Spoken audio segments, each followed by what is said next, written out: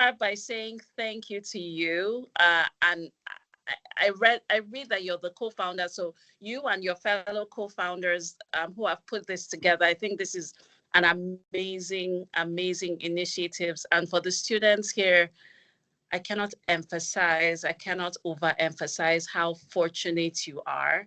When I started in the industry, and I'm sure Tubosun can attest, when we started, there was nothing like this, you know, helping you with the skills that are so critical to your success. It's one thing to have book knowledge, is one thing to know, you know, uh, to know what the technical stuff is, but you have to partner that with, uh, these power skills that Tubosu has put together for you all, because it's the combination of both that makes you a well-rounded person, that makes you a person that they want to have on the team. And I can tell you, if you just borrow from my own experience, the role that I hold currently, one of the things that my president said to me when we talked about the role was, we needed someone with excellent communication skills. That was a requirement. It wasn't just about knowing the technology, selling the technology to our customers. It was also about being able to navigate conversations with them, communicate with them, whether it's good news, whether it's bad news, but to be able to build relationships and navigate conversations. These were some of the skills that they looked at in determining who they wanted to take on this role. So just a little bit of a teaser. I'm going to share my screen. I hope I have access. I think I have access to do that. So I'm sharing right now. Okay, very good. Let me know when you all can see. Okay, perfect. So thank you again, Tubosun. Thank you for that very eloquent introduction as well. Uh, I wanted to give a little bit of an introduction to myself. Tubosun has already done that. So really, there isn't anything more. But STEM, I started out as an electrical electronics engineer, had a very brief stint in what is now Airtel. I think it's Airtel now because they've changed their name so many times. It's Airtel now. I think it might have been Econet or the other name when I worked with them. But very brief stint there. And for the ladies here, when I left university, the one thing I wanted to be was, I wanted to be an engineer. I studied electrical electronics engineering. I majored in communication. So telecoms was actually my dream, is where I wanted to work. And a few times I interviewed. One time I remember distinctly, it was for a role as a switch engineer. And this guy, after interviewing me, said, look, you're great for the job, but I won't hire you because this role is not good for a woman. I said, what do you mean it's not good for a woman? And, he said, no, because it's late nights. You'll be working in the middle of the night. You have to climb masts.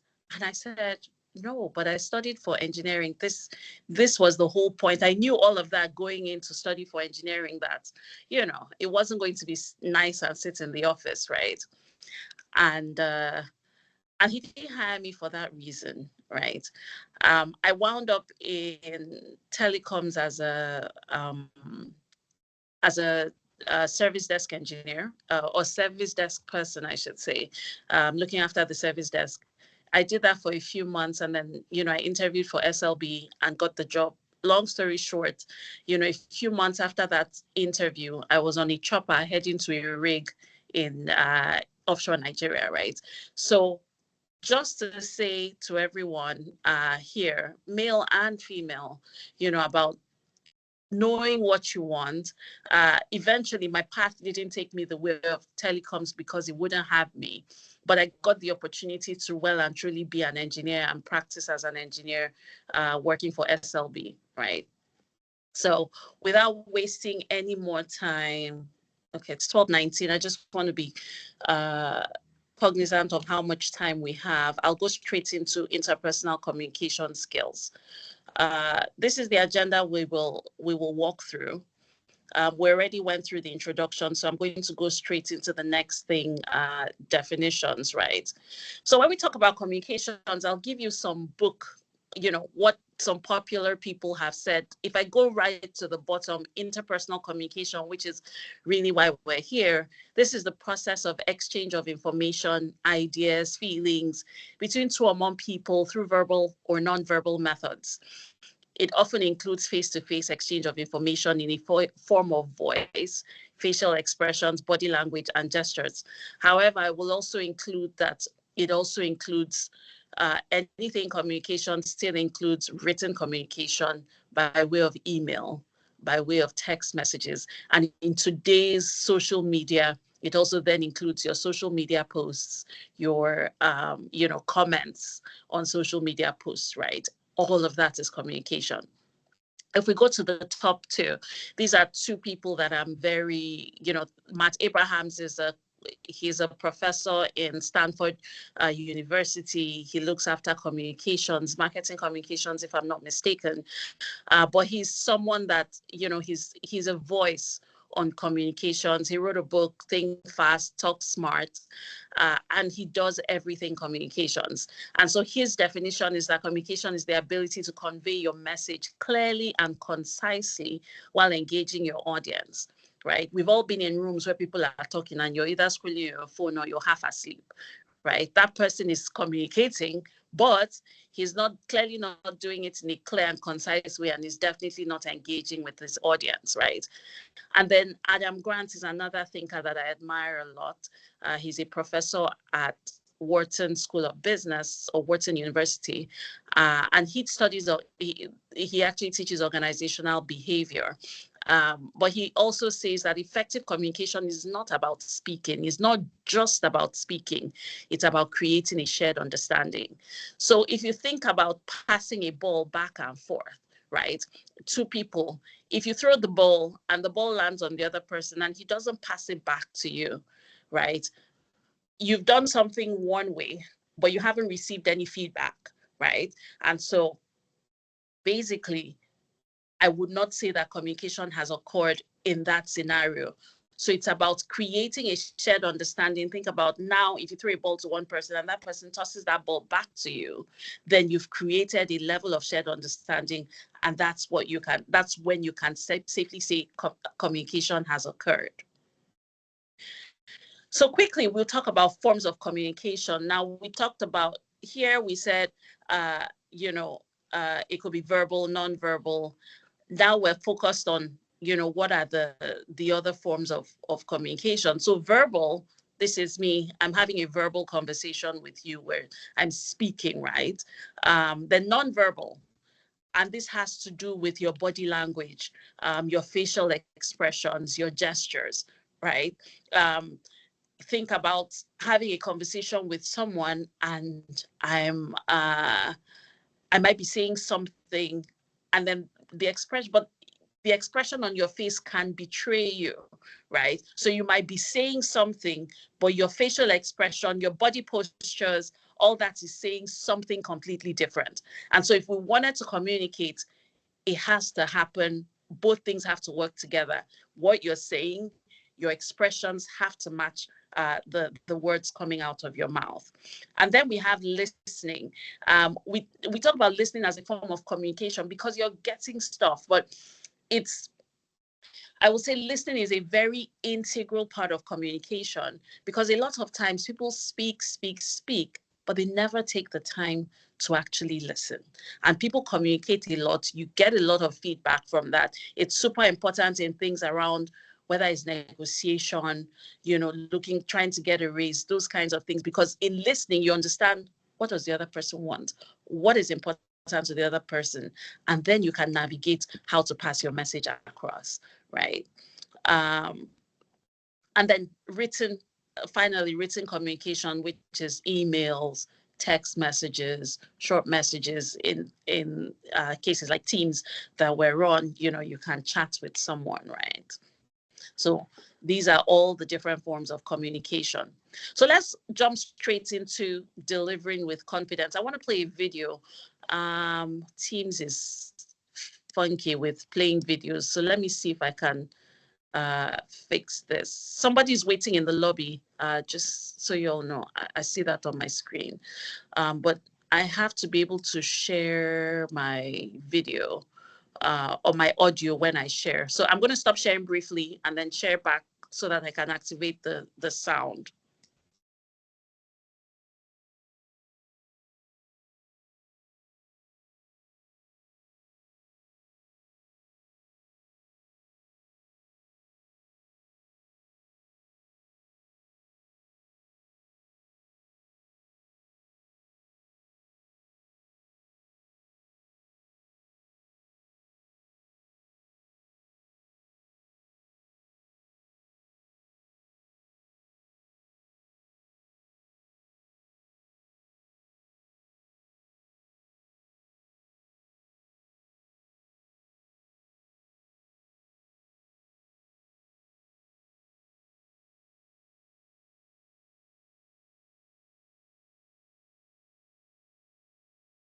Just give me a minute while the video is loading.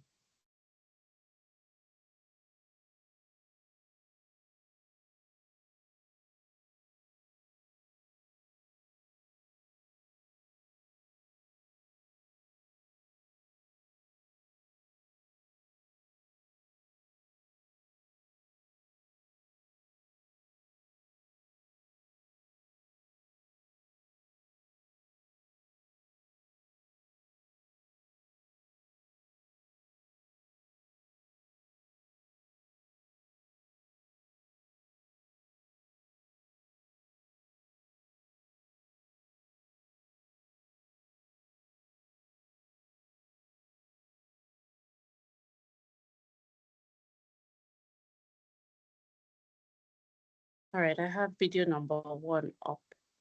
I'm going to put it on the screen. Hopefully everyone will be able to hear it when I share again. So share. We are not sharing your screen yet, Nina. Oh, I'm about to share now. Okay, cool. Yeah. So tell me when you can see, and then I'll play the video, and then, I'll ask a couple of questions around what you see. Okay, good. I see confirmation that you can see. So, yeah. Do you hear the audio? No. Okay, hold on. No, Ma. Okay.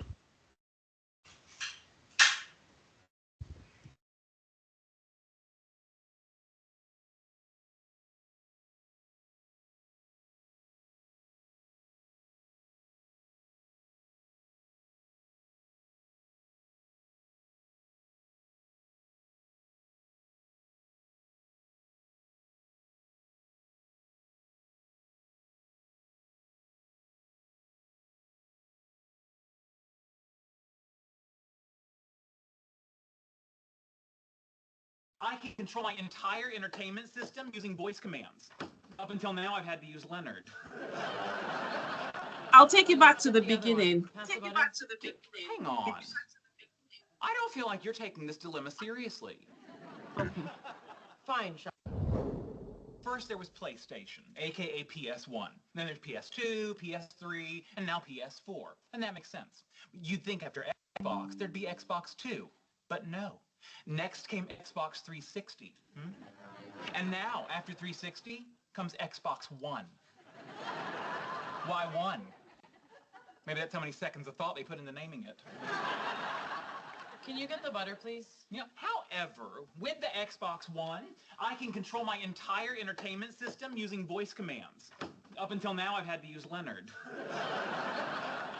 Then get the other one. Pass the butter. Hang on. I don't feel like you're taking this dilemma seriously. Fine, Sheldon. You have my undivided attention. Okay, now, the PS4 is more angular and sleek looking. No way! It's true. But the larger size of the Xbox One may keep it from overheating. You wouldn't want your gaming system to overheat? No, see, well, you absolutely would not. And furthermore, the Xbox One now comes with a Kinect included. Included? Yes. not sold separately. Although the PS4 uses cool new GDDR5 RAM, while the Xbox One is still using the conventional DDR3 memory. Why would they still be using DDR3? Are they nuts? See, that's what I thought. But then they go and throw in an ES RAM buffer. Whoa, wait a second. Who's they? The Xbox. You're kidding! No, I am not. And this ES RAM buffer should totally bridge the 100 gigabit per second bandwidth gap between the two RAM types. This is a nightmare. How will you ever make a decision? See, I don't know. What should I do? Please pass the butter!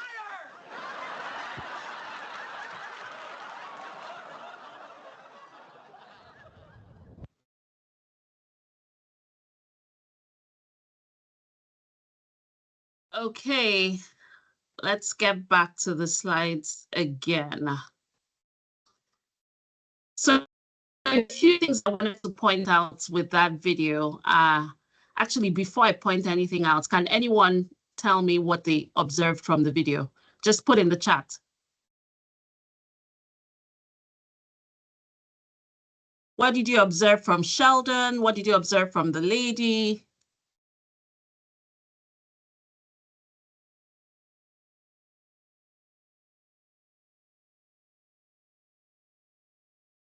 Y'all still hear me?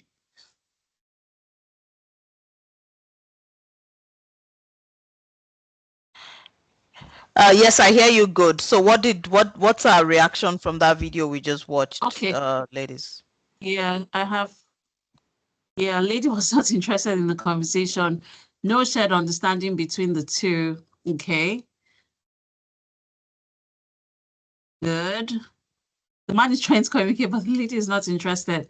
But if you go back to the beginning, really early on, she asked for something. She said, please pass me the butter, right? He gets up, he goes to the fridge, but he's so enamored in his own story and what he's trying to pass across to her, right? I love that video because there are many things communication-wise it brings out, right? If you look at Sheldon, it talks key. He's so animated in the conversation. He's talking about this thing. You can tell this thing is very important to him. And you can tell that from all of his, his facial reactions. Now, the lady is communicating to him as well, right? She's saying she had asked for something. And instead of giving her what she had asked for, Sheldon continues to talk about what was important to him without acknowledging what the lady had requested for. And then secondly, look at where there's a mismatch in your facial expressions. Yeah, well, maybe, but think about the elements of communication at that point. The facial expression of the lady versus her response. I'm not really interested, but I'm going to pretend as if I'm interested, and I'm going to make you understand that I'm actually being sarcastic about this, right? And still, Sheldon doesn't get it. So the thing about communication is you two need to be aware of your audience. Sheldon was so animated that he failed to be aware of what the lady was thinking and feeling and, how she was responding to him, right? So when you're making now we're going to talk about if you have to make a physical presentation, right? The first thing about talking in front of a big group of people is anxiety. And I'll tell you a story about myself. And this was when I was in elementary school. And we had to, this time it wasn't just speaking, but it was a musical presentation. I was going to sing. I had a partner and we're in primary school and we're supposed to sing to the audience, everybody in assembly. Practiced so many times, I was great. And then I get on stage, I see all the people, I'm opening my mouth, no words are coming out, zero, right? So it's anxiety, right? And you see with people, with older people, giving presentations, it shows up as, your voice is not as strong, you're looking down, instead of looking at and engaging with your audience, right? You're walking around a lot, moving your hands a lot, right? All of those things are evidence or signs of anxiety. And so first thing you want to do when you're going to make a physical presentation is to overcome anxiety. And how do you do that? The very first key to doing that is preparation. So how do you prepare? Knowing your material, spending time to prepare the work, spending time to review it, spending time to practice what you want to say. This is the only way, because when you know it, when you're confident that you know your material, then you're in a position to deliver. Something my father taught me a long time ago about delivery. So we talked about, maybe writing your bullet points on a postcard and keeping that so that you can remind yourself of the points you want to make. But something he made me do that I find very useful till tomorrow is I will sit down and I will write out what I want to say. These days, I don't write it out anymore. I type it out. But I sit down and I take the time to document what I want to say. And then I go over it. I rewrite it and rewrite it. And in writing, because I'm putting it down on paper or I'm typing it out, it's reinforcing that message in my head. It's a form of practice, right? And so by the time I've done that a few times, my message is solidified in my head and I'm able to deliver when I go out to make my presentation, right? Visualization techniques. So people say, okay, maybe visualize somebody in the audience you like. People say, some people say, think of the audience naked, right? I don't recommend that, right? But I would say find one person in the audience that you can connect to and come back to that person, because that person will, especially someone who maybe smiles at you at the beginning, once you connect with that person and you keep coming back, they help with your confidence. And then breathing exercises, just breathe, just taking deep breaths before you start. It has a way of calming the nerves and making you ready to go in and make that delivery. Then you come to effective delivery, right? We talk about body language. How do you stand? How do you feel a room? You want to be able to take up space, right? You want to be able to take up space in a room. And you do that by, moving around. Now, I don't recommend moving around, just bouncing around back and forth, right? But you can, if you have a big stage, take time to walk from one end of the stage to the other periodically, right? How is your posture? Don't slouch. You want to stand up straight with your hands. Some people put their hands in their pockets, but putting your hands in your pockets, this is for the guys, you might come off as a bit nonchalant. So I don't recommend that. But I will say your body posture is important. So don't slouch, stand up straight. Don't twiddle your thumbs too much. Don't move your hands around together. A good technique is to keep your hands clasped together while you speak. You can take it apart to make emphasis. Saying, oh, number one, number two, or you can say number one, number two, those kinds of things. But your posture, your facial expression, right? Smile.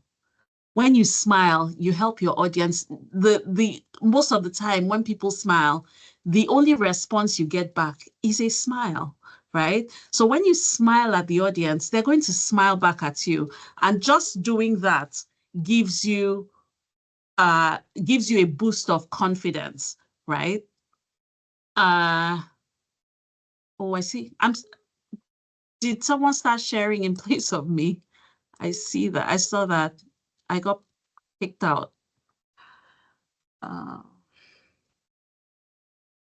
Yeah, back up now, though. Yeah. It could also be a timeout Okay. thing. Yeah. Okay. All right. What is the time?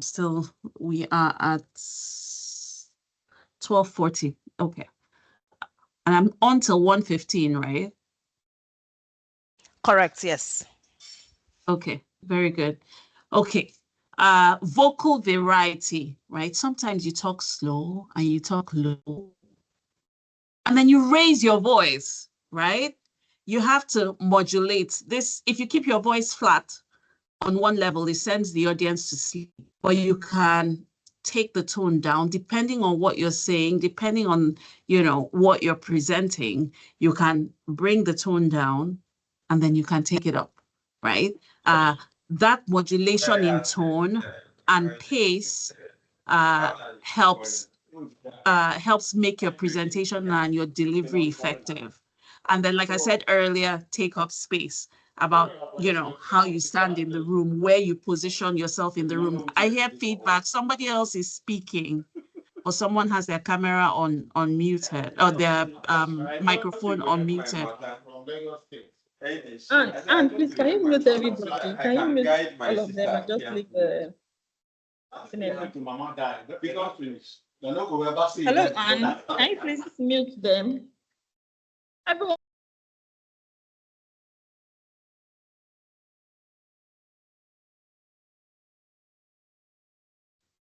So all now, right. Nina, you have to unmute. Thank you. Yeah, I'm back. Yeah.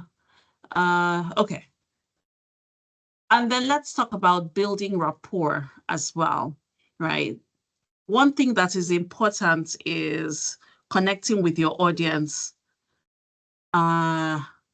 You have to build rapport, or you have to figure out a way to connect with your audience. A lot of times, a good way to do that is either to start by asking them a question, right, and eliciting a response from them.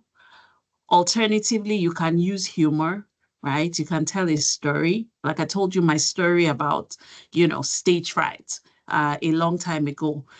Why are those things important? Because you build a connection to the people you're talking to, and you suddenly make them more interested in what you're saying, right? And then finally, finding some level of common ground. Again, you can do this by asking questions. And if you ask questions about something you've experienced, then you find common ground. So for instance, like when Tubosun said earlier, oh, who are the Futoites, right? I found some common ground with those people who may have gone to Futo, right? And so expert insight, confidence in delivery, it comes from preparation and practice, right? And a good way to improve on this is if you want to give a presentation, you know, oh, I'm going to give this, it's really important, it's a really important presentation. Practice, you can do it in two ways. One can be recording yourself making a presentation and watching it back. And I know it's hard to watch ourselves. I find it difficult myself, but it's a very good practice. Record yourself making a presentation and watch it back and ask yourself, what did I do wrong? Did I dance on my feet while I was standing up? Was I, you know, were my hands flaring in the air? And was I making lots and lots of robot movements? Or did I just stand like a rock and just talk, right? Did I keep my tone the same pace the whole time? Or did I modulate my pace, right? So you can pick out what you're doing well, and you can also pick out what you're doing badly, and you can, and it helps you improve on it.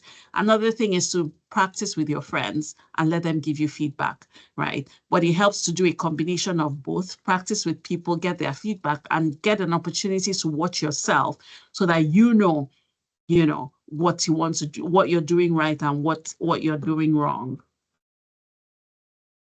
Next thing is clear and concise messaging, right? And this is important, whether this is, you know, verbal communication, whether it's written communication. But I want to if I dwell a little bit on written communication, all people have to go by is what you say, is what you've written down, right? If you're having a physical conversation with someone, they can ask you clarifying questions. They can ask, oh, what do you mean by this? And you have an opportunity to defend yourself and defend what you're saying, or correct if you haven't come across clearly in the way you want to, then you have the opportunity to do that when it's a verbal conversation. But a lot of times it might be an email, it might be a cover letter you need to write for a job opportunity, right? There is, even though this is another video, let me play it back so that you see, this is oral, it's someone speaking, right? But there's something I want to bring out. The thing about crafting messages is, one, you got to know your audience and tailor your message to that audience. And so for a lot of you, you're either out of school, maybe you have your first job right now, or you're applying for jobs. The one thing you need to do with your CV, because again, your CV is written communication, you're communicating about yourself and you're communicating about your skills and why the organization should hire you. But do you have a blanket CV that you just give everybody? Or do you go back and read, oh, what are the job requirements for this job? How can I tailor my CV so that it matches exactly what they're looking for, right? How can I bring out my skills and my experience so that I can tie it to what the organization is looking for? This is called knowing your audience and tailoring your message to that audience, right? You got to be clear about what your purpose is, right? A cover letter is different from, you know, if you're asking for a raise, if you're writing to your boss about, you know, a problem, right? Every message that you craft has a purpose. So by the end of that message you're crafting, understand and ask yourself, have I met the purpose? What was my purpose for this communication? And have I met that before you send it out? And then the one thing I cannot overemphasize is language, right? Simple and direct language. So a lot of people like to demonstrate the fact that, I know big words. I know, you know, my vocabulary is from here till Jericho. It does you no good if that audience does not understand and cannot relate. It's often easier to speak in very simple and clear terms that everyone can understand. And that is my segue into the next video that I want to show you. So I'll stop sharing briefly and then pull up the video.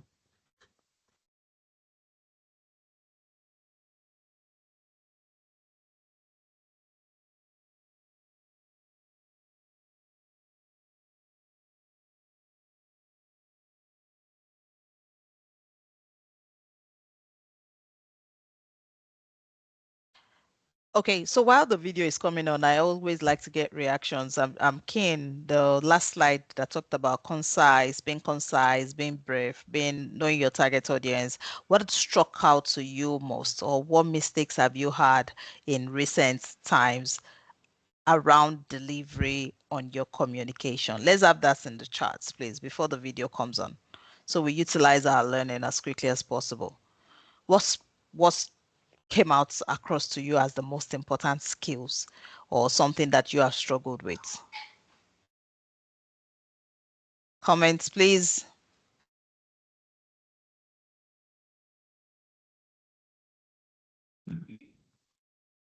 Do we have that? I agree with you too, but so it would be good to hear people's feedback. So we have one. Yeah, it's in the chat. Yeah, so let's see. Practicing and being well prepared before your delivery. Very good. What else? What else are you guys picking up? Ladies and gents, what are you picking up? Unless I haven't been communicating anything. You sure have. We have a shy group. Save yourself now. They are net gens or net zens, so they are not shy. These ones were not born shy. They were born ready. So yeah, they were born ready. So let's go, ladies. All right. And gentlemen. Any other? We have only Dodger yet. Maybe I'm the one having the lag. Any other reactions in the room? She talked about overcoming anxiety, effective delivery, and building rapport, and gave you different tips. Very applicable. Good. Yeah, I see there's lots of stuff. There's some stuff here.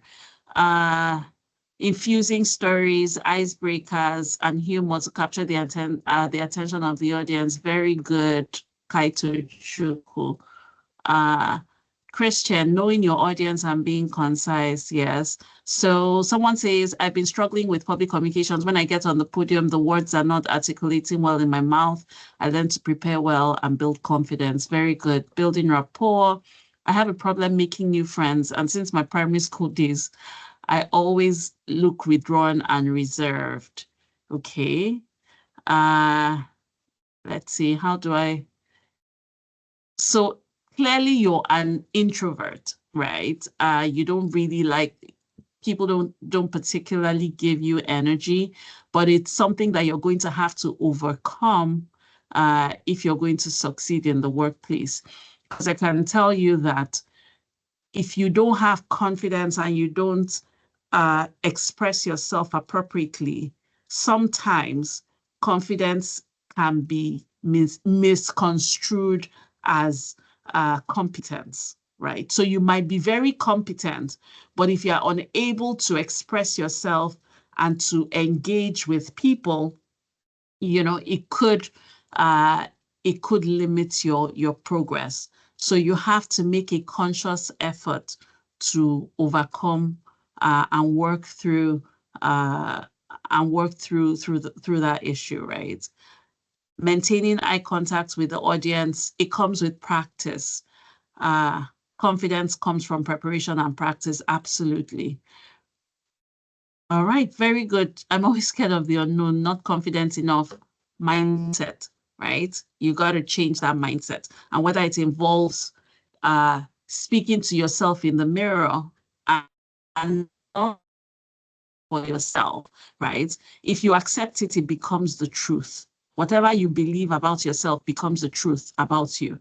So if you stand in front of a mirror every morning and tell yourself, I am confident, I have no stage fright, I'm not scared of the unknown, that belief, once that belief starts to grow, it will drive you to act in a more confident manner. All right, CV should be tailored to specific applications. Absolutely, very good. I'm going to jump back into what I want to share now. And I'm sure we've all seen this guy speaking. So you guys should enjoy this one. It's a long one, but I'm only going to play the first, I don't know, 1 minute. Edo State, that is Honorable Patrick Obayagbon. I'm sure it's a delight to have you in this stadium. Honorable Obayagbon, this process, how would you describe it? Well, the first thing is to say, what is this all about? And to answer your question straight away, let me say that this is the climax of a democratic peregrination among a vaudeville of gubernatorial aspirants seeking a place in the very slippery cockpit of Edo State's political governance. I don't know about you guys. If you understood anything about what that guy said, please put it in the chat for me.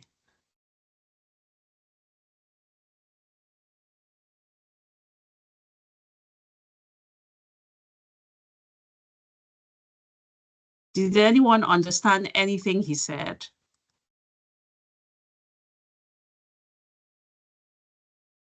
Did anyone understand anything? Please put it in the chat.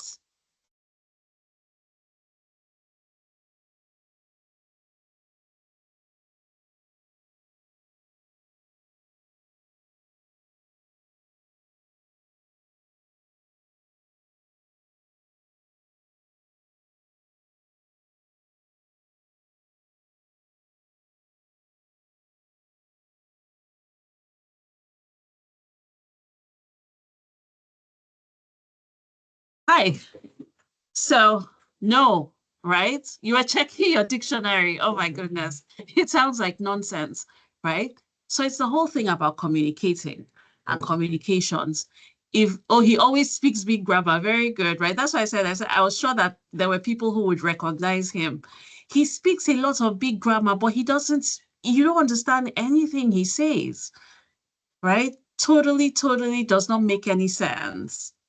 So that was the point I was trying to get across around use simple and direct language. It doesn't do you any good to speak to people and they understand nothing, of what you said, right? Next thing about clear and concise communication involves organizing your thoughts. You have to start with a strong opening, use logical structure, meaning there has to be a beginning, there has to be the body of work you need to present, and you have to be able to conclude, right? At the end, you have to summarize your key points, right? This is called organizing your thoughts. You don't want to come out and just spew, and then nobody knows what's, where's the beginning, where's the middle, where's the end, right? So it has to follow a logical order. Then positive language, right? Don't focus on problems, focus on solutions. And then your word and your language should be encouraging and supporting. Yes, you can have, I can share the links to the videos, absolutely. In written communication, make sure that you spell check, right? Nothing is more annoying when words are misspelled, not spelled appropriately. So ensure that, all of the writing tools today, whether it's Microsoft Word or Google Docs, all have spell checks. Utilize the spell check, right? And then in your communication, something that I like to use, right? This is from Matt Abrams. He says, when you're communicating something, what are you communicating? And then he says, so what? Like, what is the point of it? Why? Why does it matter? And then now what is the call to action, right? And so if I say what, for me, it's communication is very important to everyone, right? So what would be, because it's important for you in every aspect of your life, whether it's in your personal life or in your professional life. And now what? Go get better at communicating, right? Practice some of the skills and the frameworks that you've learned, that you will learn today. So whenever you need to communicate something, you need to ask yourself, what is it you're communicating? Why is it important? So what, right? And then now what? What do you need to do? What is the call to action? Lastly, I wanted to talk about, or not lastly, I have 2 more slides. Listening, right? Active listening. If we go back to that video with Sheldon, and if we go back to the video with Sheldon and the lady, right? Sheldon was talking. Sheldon was demanding active listening from the lady, but Sheldon wasn't ready to give back the same thing, right? And you can pick up some elements of active listening from the lady as well, when she was, even though she was pretending, and so it was overly exaggerated, right? But important things are eye contact with the person you're speaking with, nodding, right? Oh, yeah, okay, I see, I understand, right? So nods and verbal affirmations. And then you can reflect, and I have a typo here. You can reflect and paraphrase, right? Meaning you say back, when someone says something to you, you repeat what that person has said in your own words to ensure that to give that person an understanding that, oh yes, I understood what you were saying, right? Another technique is also questioning, right? Asking open-ended questions. You can engage the person further by asking more questions. Either it's open-ended questions, not yes or no questions, right? Instead of saying, you believe in A or B, you can ask, why do you believe it should be done in this way, right? And then it's open-ended and they can give you more reasons. And you can also ask clarification questions. It could be, tell me more. Can you explain a little bit better? And finally, we go into conflict resolution and negotiation basics, right? In anything you will do, you will run into conflict. The workplace will never be, just always a peaceful place, right? Or everything always works as you expect. There will always be bumps in the road, right? Which they're conflicts that you need to handle. And so there's a framework from a lady called Amy Gallo. She specializes in conflict resolution. And when she talks about conflict, it means, look, you're angry, somebody else, the other person is angry, right? But if you're armed with the right framework, then you can get what you want, because you have to ask yourself, what is it that you really want? Now, you can blow up the bank and be done with it, and that's the end of it. Or you can follow a strategy to get you to what you want. So what's the first thing she says? She says you have to think about the other person. You have to put yourself in the other person's shoes. What's going on? Why is this person behaving like this? Do they have problems at home? Do they have, issues that you may not be aware of that might be driving their behavior in this way? Then you ask yourself, what is the real problem? What are you really disagreeing about? Right? Are you disagreeing about a process or a procedure, right? Or how something should be done, right? Then what is your long-term goal, right? Do you want to reply the nasty email and quarrel with this person? Or do you recognize that I need to work with this person for the next 6 to 8 months? So it's better that I don't burn this bridge now, right? And then finally, when you've thought about all of these things, then you can then decide what is the best way to act. And so in taking the time to think about these things, one, it calms you, right? And then two, it helps you look at the big picture. And based on the fact that you've then looked at the big picture, not the little picture, not having tunnel vision to what is in front of you, but if you look at that big picture, then you can make the right decision on what the right course of action is, right? That you're going to encounter difficult personalities in the workplace and in life in general, right? Remind yourself to stay professional and objective, right? We don't name call. You need to continue to maintain objectivity. And then empathy is such an important one because, again, putting yourself in someone's shoes, thinking about the other person helps you give them grace, right? Also, you need to be assertive because, again, in being empathetic is not, you're not giving it doesn't give you then the license for people to walk all over you. So you have to be assertive as well, and make sure that you're not putting yourself in a position of, in a position for someone to walk all over you. And then when we talk about negotiations, right, you got to think about win-win outcomes. And this, again, a good skill that comes in place here is listening, right? This is what you want, yes. But when you listen to the other person speaking, you may find out that there's something that they want, not necessarily tied to this negotiation, but that's something that they want doesn't cost you anything to give them, right? And you can give it and you can get more. So I can give you an example. You might be negotiating for a raise and they say, oh, I can't give you this raise, right? But what again, in aiming for win-win outcomes, you have to think about value and what value you're bringing to the table, right? So you're negotiating this raise, but then they say, okay, I can't give you the raise, but you can say, okay, well, I would like to have additional time off, right? So that gives you more time in your pocket. He doesn't have to spend more money. Again, it comes to a win-win. So question is listening to the other party, understanding what is important to them. And that listening will come with listening and questioning, asking clarifying questions, asking open-ended questions, anything you can get your negotiating opponent, anytime you can get them to talk more, you on the other side listening opens the window for you to understand how do you expand the pie, make it bigger and get what you want, and they get what they want, and everybody leaves on not that somebody won and somebody lost, but it's a win-win.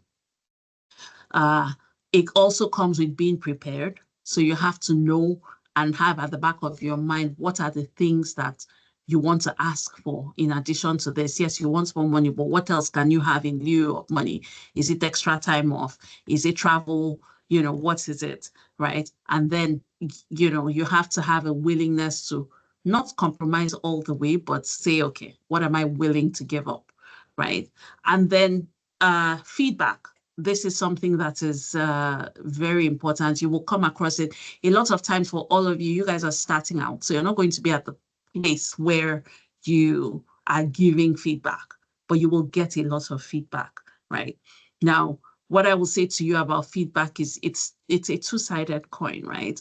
And depending on who is giving the feedback, you have to ask yourself, one, the right way to give feedback is not to give feedback about the person per se, but you have to give feedback about a behavior, right? So it shouldn't be you are this or you are that, but you should say this thing that you did, right, or this behavior didn't come across right for XYZ reasons, right? And talk about it from the I perspective as well, because it's how it impacts you. And then you can provide actionable suggestions to it. But for you receiving feedback, the first thing you have to ask yourself is this true? If you're receiving it, because I know people get feedback and sometimes it makes or breaks people. So at this stage you guys are at, you're going to be receiving a lot of feedback. So ask yourself, is this true of me? Do I have this behavior? And if you don't think that is true, then by all means, toss it away. It is somebody else's opinion of you. It does not mean that that is who you are, especially if the feedback is more in an attacking way and attacking you as a person, right? But if it is constructive feedback focused on a behavior, then ask yourself, if this is true, what are the steps I need to take to change, right? And yeah, it brings me to my summary, which is remember that communication is the ability to convey your message clearly and concisely while engaging your audience. This is a skill that will serve you well from now on through your career, through your personal relationships, through your professional relationships. Yeah, so again, Tubosan, I'll hand it back to you. Thank you for the opportunity to do this.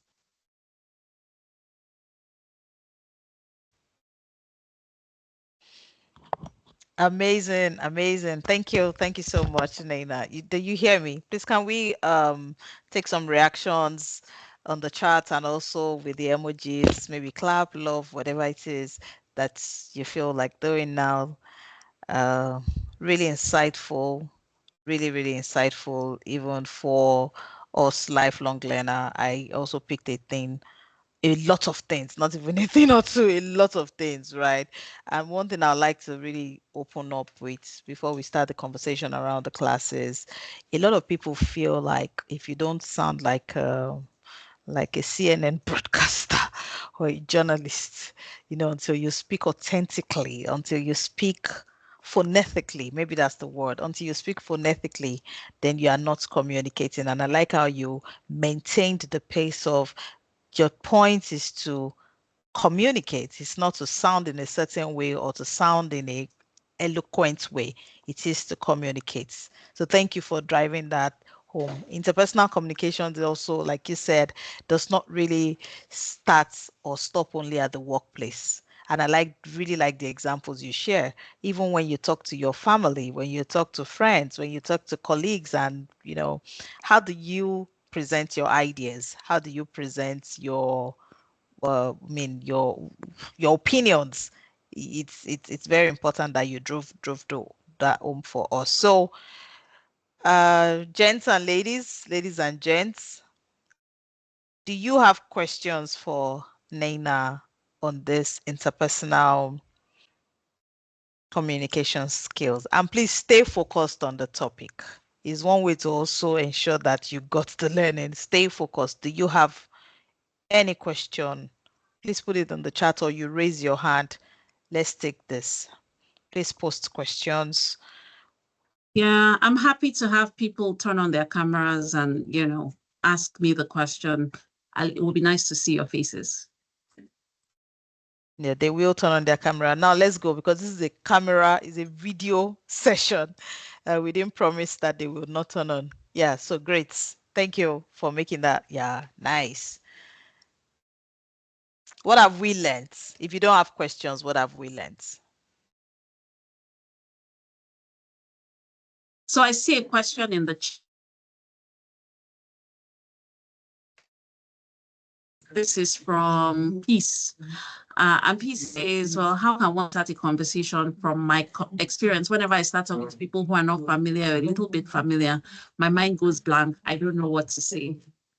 I'll tell you, in my role, you know, I have to meet with customers, people I don't know. Last week I was in Canada visiting with my customer, never met them, never met this guy in particular, but we spent almost an hour speaking. I never met him before. How did I start? Right. So after you say you exchange pleasantries, my first thing to him was, hey, Jamie. And I had looked him up on LinkedIn before I went. So I know he's a much older guy, has over 30 years experience in the industry. And so my first question to him was, tell me about yourself, your experience. And people love talking about themselves. So he spent time telling me about his career, all the places he had worked. You know, I'll give you another example. Another person as well, customer I met, you know, I went into their office in Houston and I said to him, meeting him for the first time, and I said, hey, tell me about yourself. And he talks and he mentions Nigeria. And he said, oh, I've visited Nigeria many times. You know, the guy spent half an hour talking about Nigeria, saying, oh, my friend said, oh, if I go to Falomo Bridge and at the bottom of Falomo Bridge, if I go there in my boxers and I drive, I can buy everything I need to wear and I'll be in a fully clothed suit by the time I get to Victoria Island, right? Not a lie, because of all the things that they sell on Falomo Bridge, right? And so it was a shared connection, and we talked about Nigeria for the longest time. So what I'm trying to say to you is ask questions. Questions are the key to getting to know anyone, right? So one thing is, depending on where you're going and who you might meet, research those people. Look them up. LinkedIn is amazing now because people post everything that they've done, right? Work-wise. So you can always find that, oh, this person went here or went there. And by the way, when people tell me, oh, I've worked here and I worked here and I worked here, the beauty of being in an industry that is global is that you can remember, oh, I worked with this person and they moved to Angola. Did you meet them? And the answer might be yes. And it creates another connection for you, right?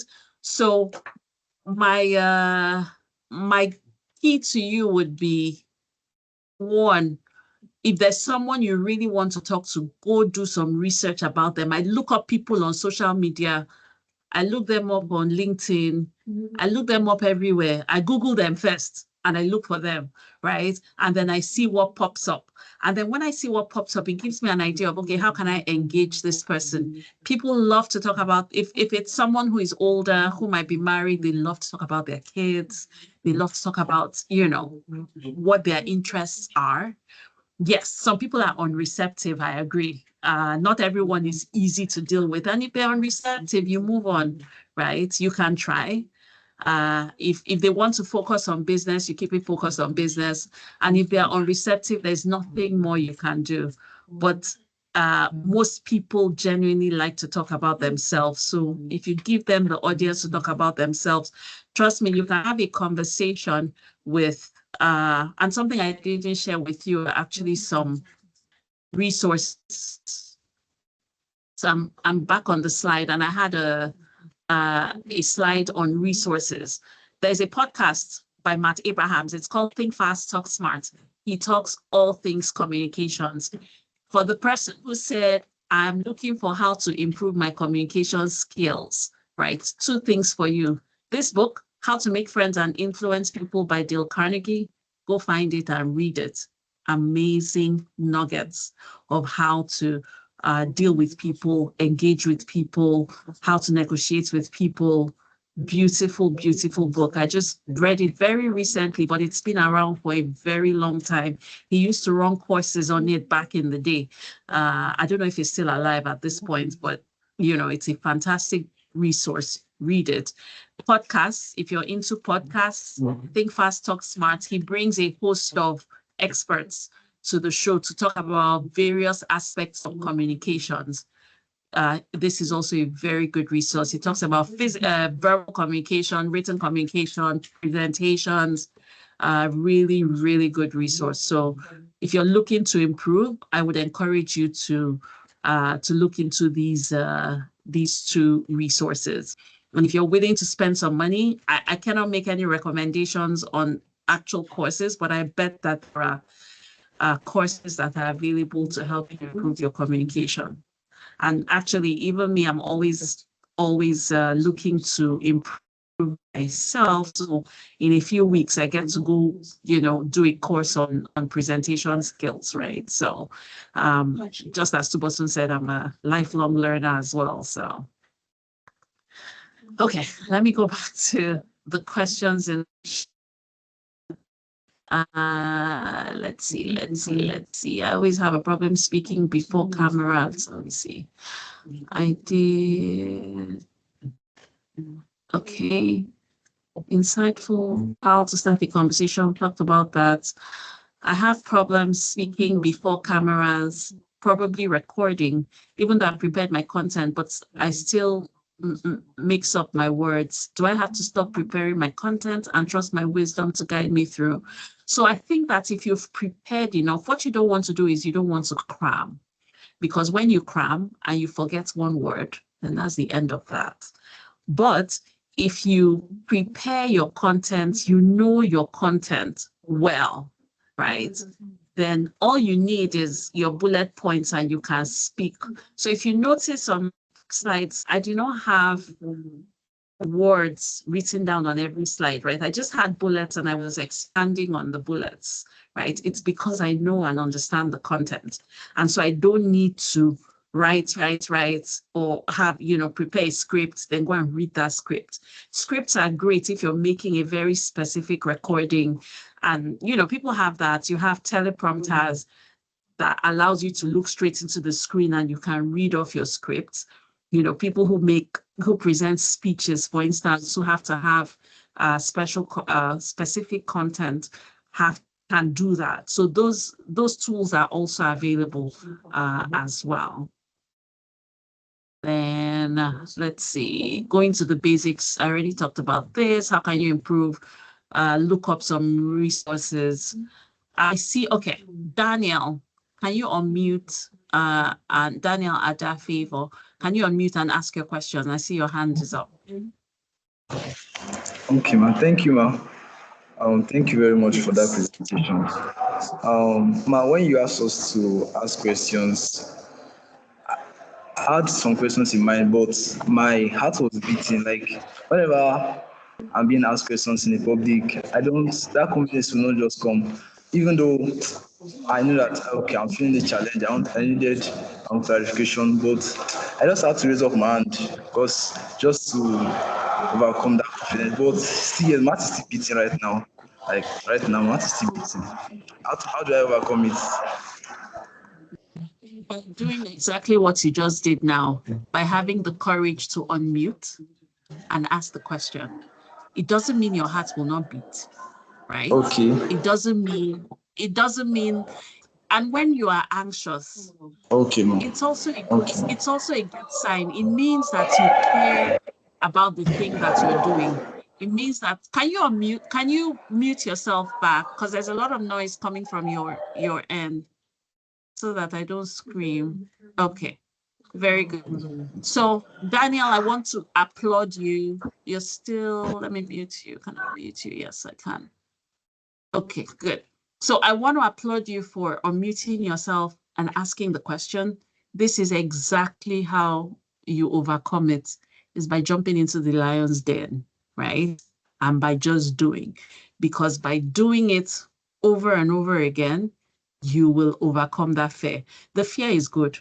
It's just evidence that this matters to you. This is important to you, right? But when you build the muscle, by doing it continuously over and over again, you will get better at it and you will get to the point where you do it without thinking. Okay? So it's just practice. It's just jumping into the lion's den. So, Olayemi, can we have you? Okay. Good afternoon, man. Good afternoon. If you can hear me clearly. I can hear you. Go on. Okay. I would like to say a very big thank you for the wonderful presentation. I think this is one of the skills that I actually want to have a very, very genuine confidence about. So, I just want to ask this question. Uh, in what you said, like delivering with confidence and clear and concise communication, there's a part that you actually lay emphasis on eye contact. Then, before now, I used to have some people that, okay, for those people, most especially you want coming face to face. Maybe it doesn't have to do with facing camera. Maybe you have your audience sitting, and some people will just we advise that, okay, if you look at the audience directly, you might have the tendency of not knowing what to say or forgetting what you want to say. So they will now advise that, okay, maybe you should just find a spot that you have to look to, and from there you'll be able to have your communication, not looking at the audience directly. So my question now is, that's the good way of delivering speech. So you lay emphasis on eye contact, Okay. delivering a clear and concise communication. Uh, I use myself as an example. Like there's a place you also made mention of people nodding in affirmation. So what I actually have soft landing on those people that are actually Olaimi, I have to please take your question was clear the first time. Is this another question? Because we have 9 more minutes for this, and I want us to go around everyone. So your first question was Okay. around making eye contact. Is this correct? Yes, eye contact. Then some people advising that if you can't make the eye contact, then trying to look somewhere else, finding a soft landing. Okay, great. That's all about the Let me question. respond to it. Yeah. Okay. Thank you, Olayemi, for asking that question. And what I will say to that is different strokes for different folks. But if you pick a spot in the air or maybe an inanimate object in the room, you're not engaging with the audience, right? The only way you engage with people is that you look them in the eye. Now, that can be daunting. That's why what I said was find one person. It can be one person, 2 people in the audience, somebody that your eyes can keep coming back to. They give you a boost of confidence, and then you continue back around the room, right? Or you have to move your eyes around the room because you want to make sure you're engaging with different people in the audience, and there's nothing that does that better than eye contact. It's, again, another muscle that will take time to build with practice. So I don't recommend finding a space or a spot. Find 1 or 2 people who, and they're there. People smile at you because they recognize themselves in you.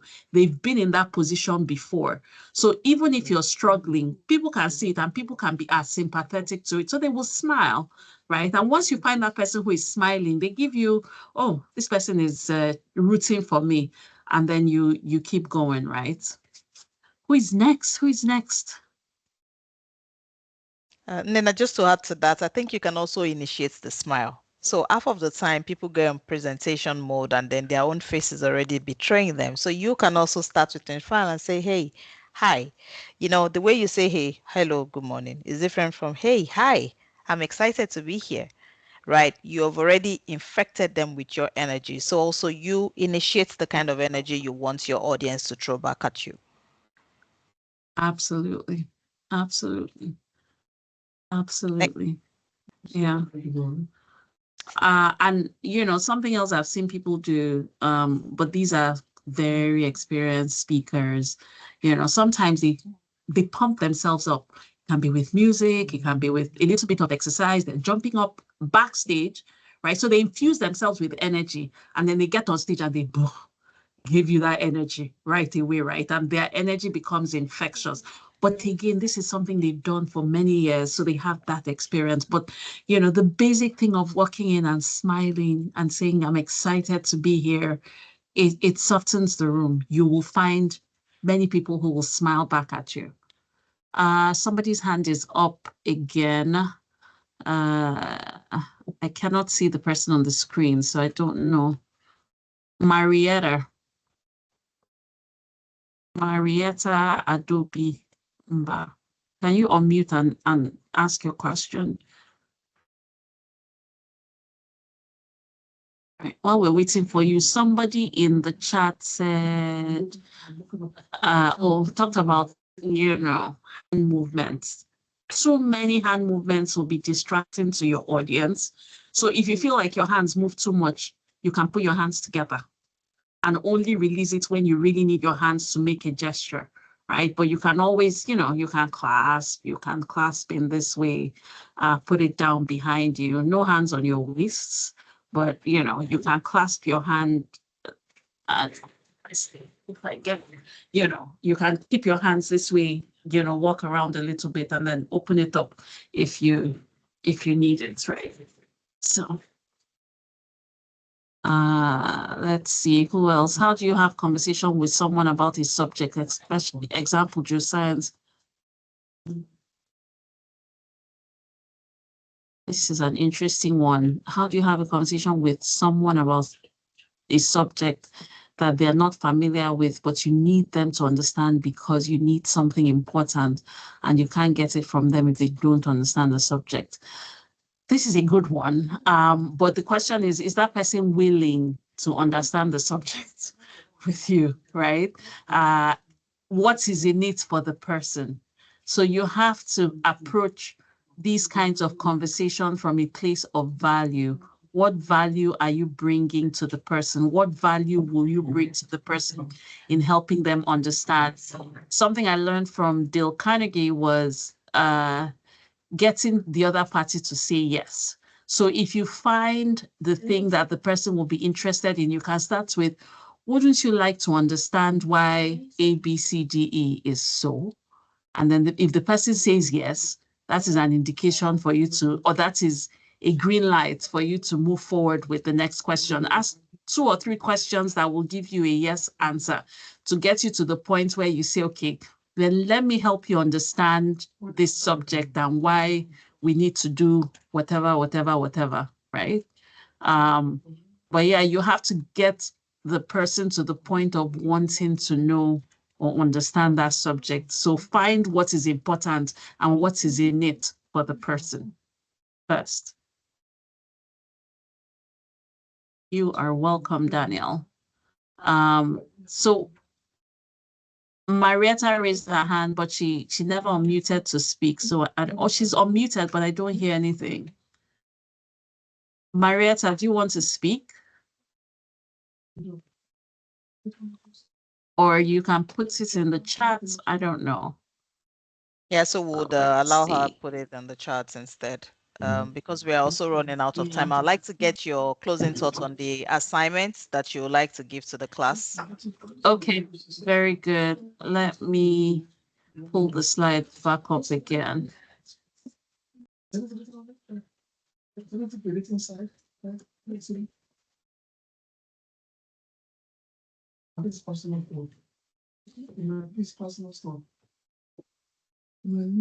All right, so very excited about this assignment, and I'll tell you why I like it. So you guys know I work in SLB, and as part of after I passed the test, the aptitude test, when they invited me for the interview, it wasn't recorded, but I was asked to prepare a presentation on myself, right? And myself, my strengths and my weaknesses, what I knew about the company, right? What the company stood for, and 3 things I liked about the company, 3 things I didn't like about the company.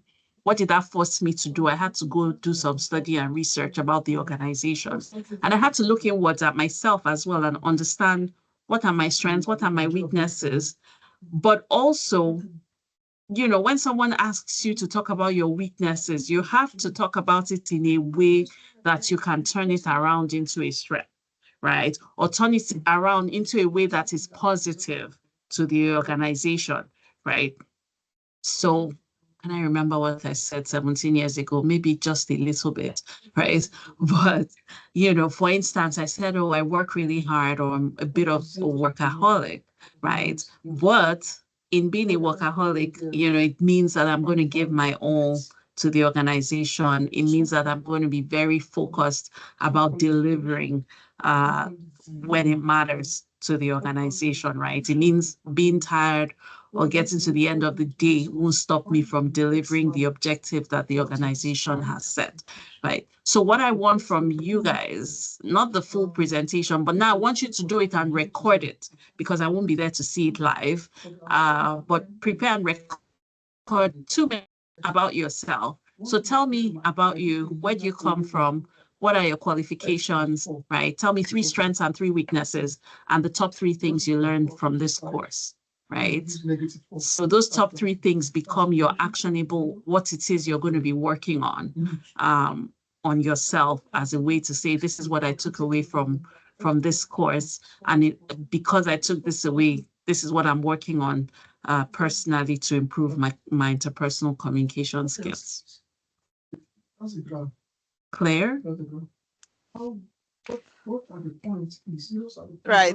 Thank you. Claire, yeah, so you have thumbs up there. Okay, very good. Daniel also asked, how can I start a presentation in a formal setting and still with a touch of jokes so that it looks serious? You have to find a way to tie it in. Every situation is different. Every audience is different. So you have to find, it doesn't have to be a joke. It can be a question, right? To the audience. It can be a question. It can be an anecdote. But yeah, even in formal settings, people like to laugh too. It breaks the ice. Everybody relaxes just a little bit. So for instance, I can give you an example. Maybe you come in at the end of the day or after lunch and you start your presentation with, oh, wow, they gave me the after lunch, the slot after lunch. That means I have a very hard job of keeping all of you awake during the presentation. And then people laugh because they're like, yeah, after lunch, people, after eating a big meal at lunchtime, people are usually tired, right?